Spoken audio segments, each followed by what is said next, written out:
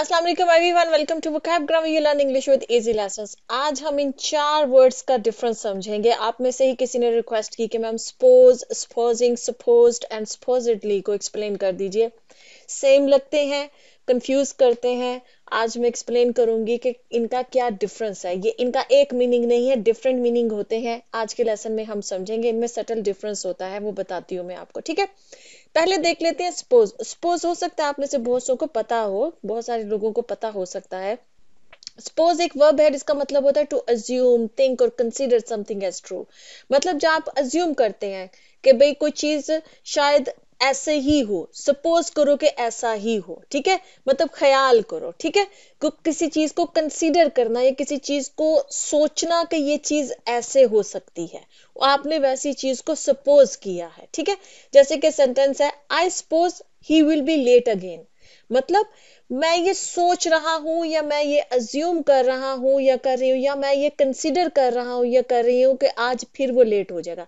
मतलब आप किसी चीज को किसी खास अंदाज में सोच रहे हैं कि ये चीज शायद ऐसे ही हो, इस तरह से वो सच हो, तो वहां पर हम सपोज यूज करते हैं। जैसे कि let's suppose you win the lottery, what will you do.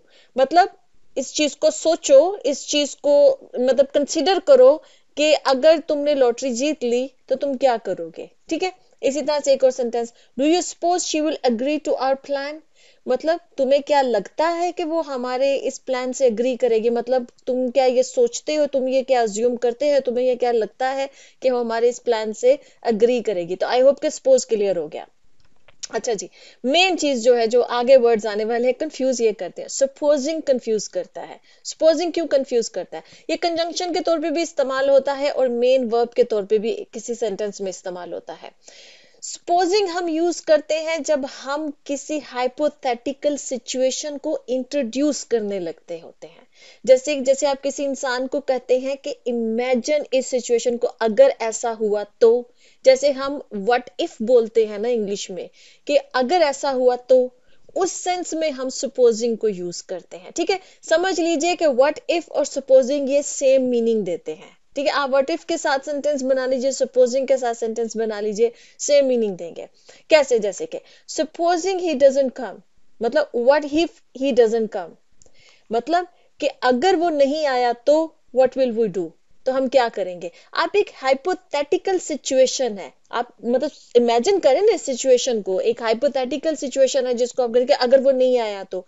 उस सिचुएशन या हाइपोथेटिकल कोई कंडीशन को आप किसी दूसरे के सामने जब रखते हैं ना, तो या तो आप व्हाट इफ का इस्तेमाल कीजिए या आप सपोजिंग का इस्तेमाल कीजिए। जैसे कि supposing you had $1,000,000, what would you how would you spend it।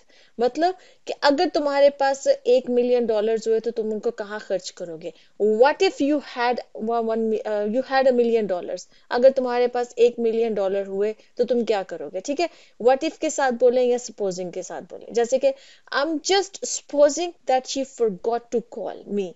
मैं ये चीज को अज्यूम कर रहा हूँ, मतलब एक हाइपोथेटिकल सिचुएशन है कि शायद वो मुझे कॉल करना भूल गए। यहाँ पर अब देखें कि ये मेन वर्ब के तौर पर सेंटेंस के अंदर इस्तेमाल हो रहा है। ठीक है, अच्छा जी, अब आ जाते हैं हम सपोज्ड। ये भी कंफ्यूज करता है। अब सपोज्ड आ गया तो इसका ये मतलब नहीं कि ये सपोज क्या जो ना पास्ट फॉर्म है, नहीं, ये सपोज के पास्ट फॉर्म नहीं है, ये एडजेक्टिव है। इसको हम एडजेक्टिव के तौर पे इस्तेमाल करते हैं। और जब हम एडजेक्टिव के तौर पे इस्तेमाल करते हैं ना, तो इसका मतलब ये बन जाता है कि किसी चीज को किसी खास की तरह, खास बात की तरह अज्यूम किया जा रहा है, उसके बारे में ये बात मानी जाती है कि वो ऐसी है।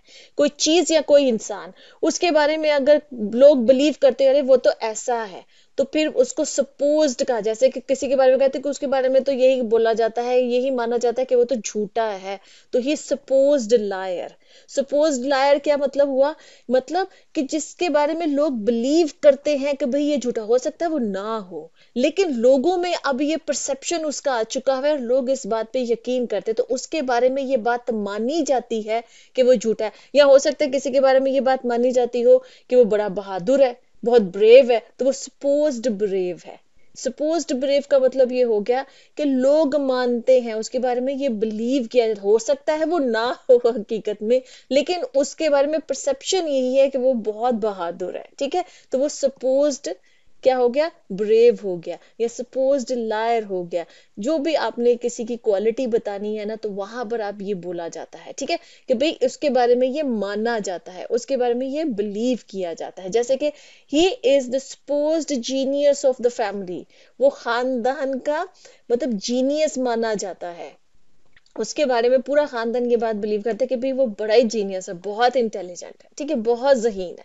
तो सपोज्ड जीनियस का मतलब ये हो गया कि खानदान में सब मानते हैं इस बात को कि वो जीनियस है। इसी तरह से the supposed thief turn out to be innocent, मतलब जिसके बारे में ये माना जा रहा था कि वो चोर है, बाद में पता लगा कि वो इनोसेंट है, उसने चोरी नहीं की है, वो मासूम है। इसी तरह से हर supposed expertise turned out to be false, मतलब जो उसकी एक्सपर्टीज मानी जाती है, जो महारत जो जिसके बारे में लोग मानते थे कि भाई वो तो बड़ी माहिर है इस काम में, वो बाद में पता लगा कि वो गलत बात है, वो बिल्कुल माहिर नहीं है, उसको बस सरसरी सा नॉलेज है, ठीक है। तो सपोज्ड जब आप किसी एडजेक्टिव के तौर पे जब आप इसको इस्तेमाल करते हैं, तो इसका मतलब बन जाता है कि कोई क्वालिटी जो किसी चीज के बारे में या किसी इंसान के बारे में मानी जाती है, लेकिन वो जरूरी नहीं कि वो सच हो। अब आ जाते हैं supposedly। supposedly जो है ना, ये एडवर्ब है, इसका भी ऑलमोस्ट वही मतलब है जो supposed का मतलब है, बस फर्क ये आता है कि supposed को हम एज एडजेक्टिव इस्तेमाल करते हैं और supposedly को हम एज एडवर्ब इस्तेमाल करते हैं, ठीक है। जब वर्ब एडवर्ब क्या करता है, किसी एडजेक्टिव या किसी वर्ब के बारे में हमको जो ना कोई इंफॉर्मेशन दे रहा होता है, तो वो एडवर्ब बन जाता है। जैसे कि ये देखें, ही supposedly the best player on the team, मतलब उसके बारे में ये बात मानी जाती है कि वो बेस्ट प्लेयर है टीम का, कि वो सबसे अच्छा प्लेयर है। अगर हम उसको कहेंगे ना ही सपोज्ड प्लेयर, अगर इसको एडजेक्टिव के तौर पे यूज करेंगे तो फिर हम कहेंगे ही सपोज्ड प्लेयर, लेकिन यहाँ पर हम उसको एडवर्ब के तौर पे इस्तेमाल करते हैं, इसलिए ही सपोजिटली द बेस्ट प्लेयर, ठीक है। अब इसी तरह से जैसे ये the movie is supposedly based on the true story, मतलब कि मूवी के बारे में ये माना जा रहा है कि वो एक सच्ची कहानी पर बेस करती है, कोई सच्ची घटना हुई है उसके ऊपर उस मूवी को बनाया जा रहा है। तो द मूवी इज सपोजिटली, मतलब इसके बारे में आप ये समझ लीजिए कि आप जब कहते हैं कि उसके बारे में माना जाता है, लेकिन हो सकता है वो सच ना हो, लेकिन ये बात उसके बारे में बिलीव की जाती है, ठीक है। इसी तरह से ही सपोजिटली अ मिलियनेयर, मतलब उसके बारे में लोग ये मानते हैं कि वो मिलियनेयर है, वो इतना अमीर हो सकता है उसके पास इतना पैसा ना हो, लेकिन लोग मानते हैं कि वो मिलियनेयर है। तो सपोज्ड और सपोजिटली हम यूज करते हैं, सपोज्ड होगा एडजेक्टिव के तौर पे, सपोजिटली होगा एडवर्ब के तौर पे, और दोनों का मीनिंग सेम ही निकलता है कि जब किसी के बारे में कोई बात मानी जाती है, ठीक है। अच्छा जी, आई होप कि यहाँ पे क्लियर हो गई। इसी तरह से कोई और मतलब कंफ्यूज करते हैं आपको, आप चाहते हैं मैं एक्सप्लेन करूँ, तो आप पूछते जाइए, मैं आप पे लेसन बनाती जाऊंगी इंशाल्लाह। ओके जी, अल्लाह हाफिज।